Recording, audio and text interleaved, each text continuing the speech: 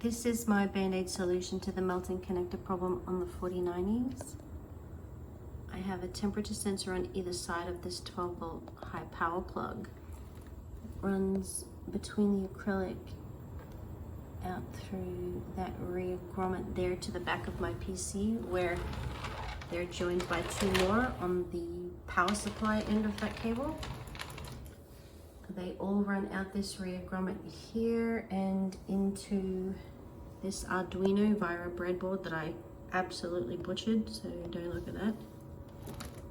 The Arduino pulls all the sensors detected on the bus every 4 seconds and wraps those values up in a JSON string, which it then sends out to the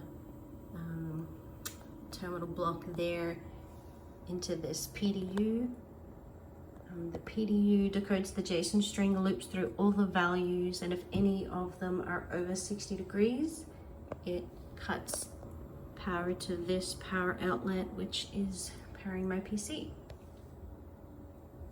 So hopefully this will stop my graphics card burning my house down.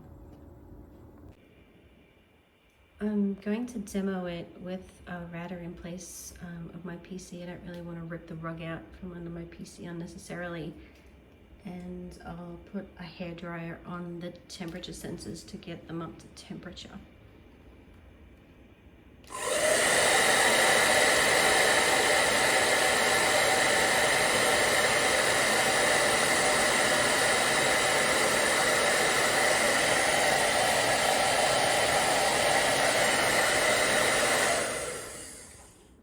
And she's gone.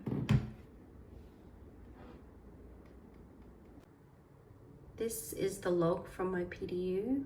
You can see all of the temperatures from all of the sensors over time. The last few entries at the top are from that test. You can see the temperatures rising before eventually the port gets shut down.